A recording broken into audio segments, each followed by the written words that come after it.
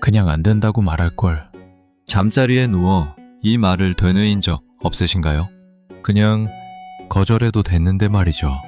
하지만 나도 모르게 네 라고 대답해버린 낮의 내가 떠오릅니다. 내가 한 잘못도 아닌데 죄송합니다가 튀어나온 기억 있으시죠? 자려고 누웠는데 그 순간이 밤새 떠오르죠. 결국 원하지도 않는 남의 일까지 떠안고 돌아와 이불을 걷어찹니다. 이런 멍청이. 나는 왜 맨날 이 모양일까? 혹시 내가 너무 착해서 그래 라고 자책하고 있나요? 아니면 거절 못하는 성격 탓을 하고 있나요? 이제 그만하셔도 좋습니다. 이건 당신의 성격 문제가 절대 아니거든요. 하버드 뇌과학의 연구 결과는 명확합니다. 사람들이 당신을 얕보게 되는 건 뇌가 보내는 아주 작은 실수 신호들 때문입니다. 하지만 이건 희소식입니다. 이 신호만 통제하면 해결할 수 있다는 뜻이잖아요. 이 잔인한 관계의 알고리즘을 리셋하는 시간 단 2초면 충분합니다. 오늘 이 영상을 끝까지 보신다면 당신은 더 이상 만만하다는 말을 듣지 않게 될 겁니다. 나를 깎아내리는 그 어떤 상황에서도 나를 지킬 수 있습니다. 오히려 상대를 압도하는 2초의 권위를 손에 넣게 될 겁니다. 더 이상 스스로를 탓하며 잠 못 드는 밤, 오늘로 끝내드리겠습니다. 시작하기 전에 구독과 좋아요 부탁드려요. 잠시 카카오톡 대화 목록을 한번 볼까요? 아마 당신을 유독 편하게만 생각하는 누군가의 이름이 있을 겁니다. 분명 친구 사이인데 이상하게 그 사람과의 대화에서는 항상 제가 을이 되는 것 같죠? 무리한 부탁인 걸 알면서도 차마 거절의 말을 꺼내지 못해 이모티콘으로 대답을 회피해 본 경험 다들 있지 않으신가요? 직장 동료가 다가와 넌지시 말을 건넵니다. 이것 좀 내일까지 같이 해줄 수 있어요? 그 말을 듣는 순간 0.1초 만에 머릿속에서는 수만 가지 생각이 스쳐 지나갑니다. 안 돼. 나 오늘 야근하면 진짜 죽어. 이건 명백히 그 사람의 업무잖아. 왜 항상 나한테만 이런 부탁을 하는 거지? 하지만 당신의 입에서 나온 말은 전혀 다른 내용입니다. 제가 오늘 약속이 있기는 한데 일단 한번 볼게요. 이미 끝난 겁니다. 당신의 그 짧은 머뭇거림과 애매한 긍정의 신호를 상대방의 뇌는 놓치지 않고 정확히 읽어냅니다. 이 사람은 결국 해주는구나. 그 순간 상대의 표정이 미세하게 편안해지는 걸 당신은 분명히 봤을 겁니다. 그건 당신을 인격적으로 무시한 게 아닙니다. 그저 당신의 반응 패턴을 완벽하게 학습해버린 거죠. 이건 성실함의 문제가 아닙니다. 친절함의 문제도 더더욱 아니죠. 우리의 뇌가 마치 자동응답기처럼 특정 자극에 대해 과잉 친절 반응을 먼저 내보내도록 설정되어 버린 겁니다. 마치 누군가 내 머릿속에 복종 버튼을 누르는 것처럼요. 우리는 그저 이 기계적인 반응에 희생양이 되고 있을 뿐입니다. 그렇다면 대체 왜 우리의 뇌는 이렇게 어리석은 실수를 반복하도록 설계된 걸까요? 구체적으로 우리 뇌의 어떤 시스템이 우리를 이토록 만만하게 만드는 걸까요? 이 모든 문제의 중심에는 우리 뇌 안에 있는 두 개의 시스템이 있습니다. 바로 편도체와 전전두엽입니다. 자동차로 비유하면 정말 쉽습니다. 편도체는 위험을 감지하면 일단 내달리고 보는 엑셀이고, 전전두엽은 상황을 분석하고 속도를 조절하는 브레이크입니다. 그런데 누군가 우리에게 무리한 부탁이나 공격적인 질문을 던지는 그 순간 우리 뇌는 이것을 일종의 사회적 위협으로 받아들입니다. 그리고는 생존을 위해 편도체, 즉 엑셀을 미친 듯이 밟아버립니다. 이것이 바로 뇌의 비상벨이 울리는 순간이죠. 문제는 여기서 시작됩니다. 엑셀을 너무 세게 밟아버리면 브레이크 시스템에 과부하가 걸립니다. 이성적 판단을 하는 관제탑, 즉 전전두엽의 기능이 잠시 마비되는 겁니다. 뇌과학자들은 이 현상을 편도체 납치라고 부릅니다. 말 그대로 이성이 감정에게 납치당하는 최악의 상황이죠. 이때 우리는 허둥지둥 말을 쏟아내거나 필요 이상으로 길게 변명하고 어색하게 웃으며 상황을 넘기려고 합니다. 머리는 안 돼라고 외치지만 입은 네라고 말하는 끔찍한 불일치가 발생하는 겁니다. 2015년 하버드 비즈니스 스쿨의 앨리슨 우드 브룩스 교수는 아주 흥미로운 연구를 진행했습니다. 사람들에게 일부러 불안감을 유발하는 과제를 준 뒤 그들의 반응을 관찰했죠. 결과는 아주 명확했습니다. 불안을 느낀 사람들은 더 빠르게, 더 길게, 그리고 더 많은 변명을 늘어놓았습니다. 하지만 진짜 중요한 건 이런 과잉 반응을 지켜보는 상대방의 뇌가 이걸 낮은 능력과 낮은 신뢰도의 신호로 해석했다는 겁니다. 즉, 당신의 빠른 대답은 성실함이 아니라 나 지금 불안해요. 나 자신 없어요. 라고 온몸으로 광고하는 것과 똑같았던 거죠. 이 이야기를 듣고 혹시 나는 왜 이렇게 엑셀만 밟을까 하며 자책하고 계신가요? 그러실 필요 전혀 없습니다. 자존감이 낮아서가 아닙니다. 단지 수만 년 동안 인류의 생존을 도왔던 뇌의 경보 시스템이 너무 예민하고 뛰어날 뿐입니다. 당신 잘못이 아닙니다. 그렇다면 왜 우리는 이렇게까지 예민한 경보 시스템을 갖게 된 걸까요? 왜 우리의 뇌는 21세기 직장 상사의 부탁을 원시시대의 맹수처럼 받아들이는 걸까요? 그 답은 인류의 오랜 역사 속에 숨어 있습니다. 한번 상상해 보세요. 수만 년 전 우리의 조상들은 100명 남짓한 작은 부족 사회에서 살았습니다. 인류학자들은 인간이 안정적으로 관계를 맺을 수 있는 최대 인원을 약 150명 정도로 봅니다. 이걸 던바의 수라고 하죠. 이 작은 공동체에서 가장 중요한 건 뭘까요? 바로 평판이었습니다. 부족의 눈밖에 나는 것. 그건 곧 죽음을 의미했습니다. 그래서 우리의 뇌는 거절이나 비난 같은 사회적 위협에 극도로 민감하게 반응하도록 진화했습니다.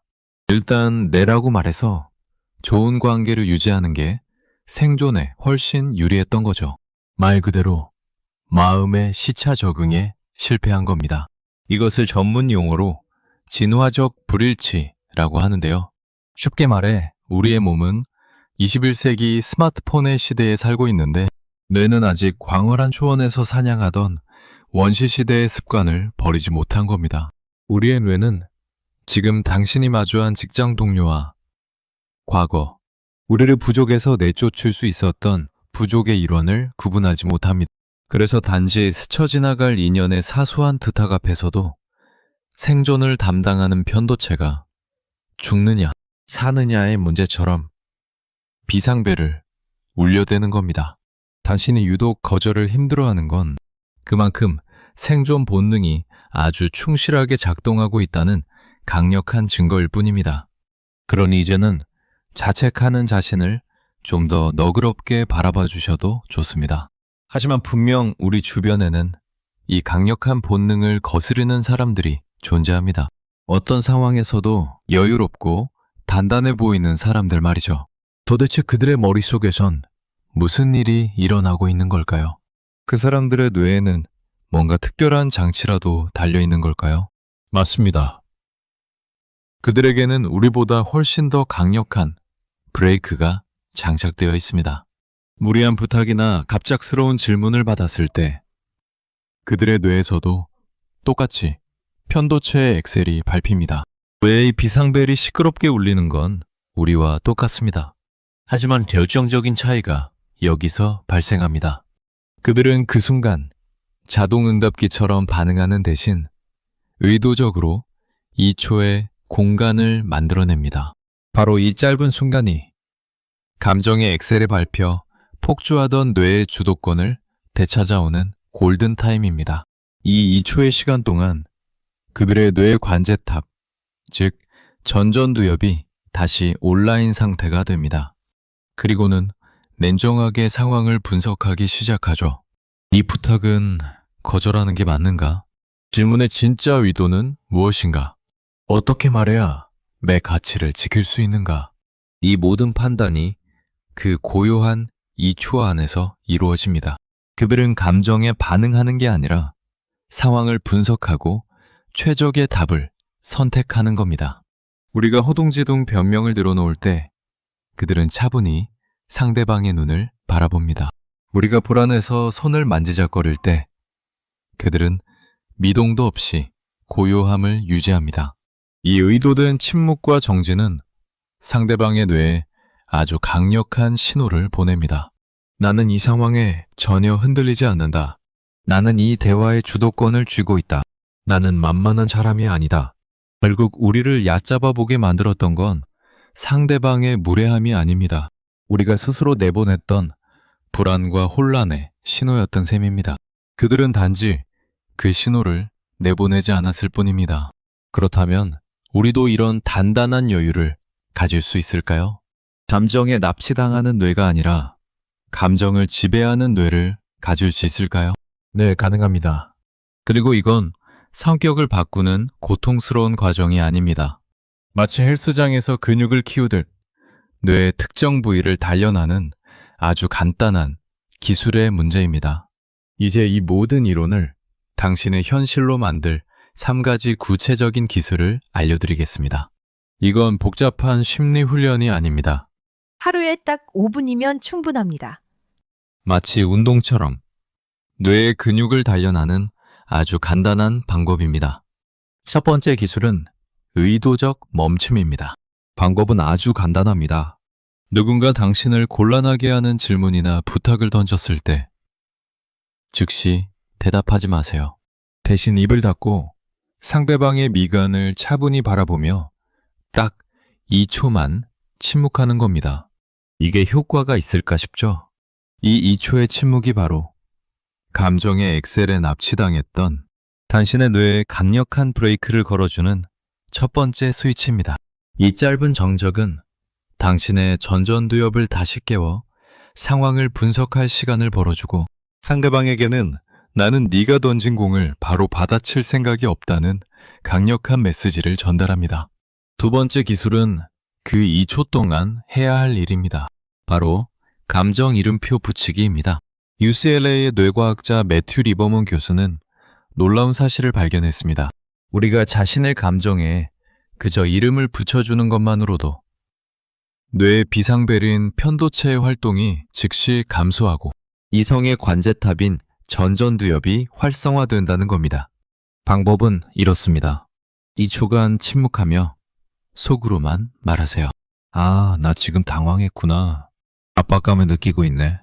이 간단한 명령 행위는 당신을 감정의 소용돌이 속에서 빠져나와 그 감정을 관찰하는 객관적인 존재로 만들어줍니다. 더 이상 감정에 휘둘리는 게 아니라 감정을 바라보고 관리하는 주인이 되는 겁니다. 마지막 세 번째 기술은 몸의 언어를 통제하는 신체 잡음 소거입니다. 불안한 마음은 반드시 몸으로 새어나옵니다. 다리를 떨거나 시선을 피하거나 손을 만지작거리는 작은 움직임들. 이 모든 것이 나 지금 불안해요 라고 외치는 소음과도 같습니다. 이 잡음들을 의도적으로 꺼버리는 겁니다. 방법은 간단합니다. 압박이 들어오는 그 순간 발을 바닥에 단단히 고정하세요. 양손은 무릎 위나 테이블 위에 겹쳐두고 움직이지 마세요.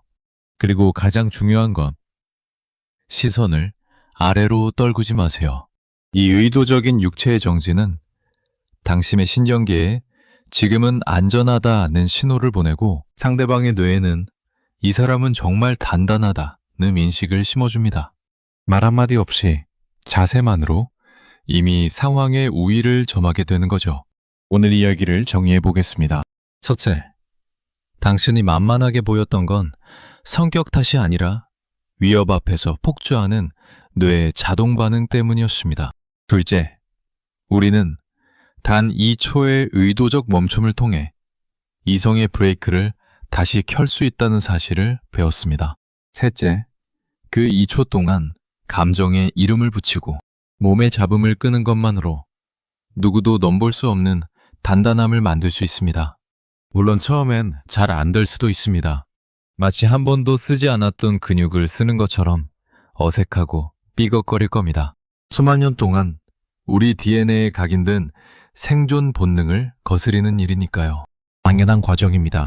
하지만 뇌과학은 우리에게 놀라운 희망을 줍니다. 인간의 뇌는 죽을 때까지 변하고 성장하고 새로운 길을 만들어낸다고 합니다. 오늘 시작한 이 작은 2초의 시도가 당신의 뇌에 복종이 아닌 권위의 새로운 고속도로를 내는 위대한 첫걸음이 될 겁니다. 이제 더 이상 다른 사람이 당신의 자동 반응 버튼을 누르도록 내버려 두지 마세요. 모든 관계의 주도권은 당신에게 있습니다. 그저 그 2초의 권위를 사용하기만 하면 됩니다. 기억하세요. 당신의 가치는 누군가의 평가나 인정을 통해 증명되는 것이 아닙니다. 당신은 이미 존재 자체로 충분히 단단하고 귀한 사람입니다. 오늘도 편안한 하루 되세요.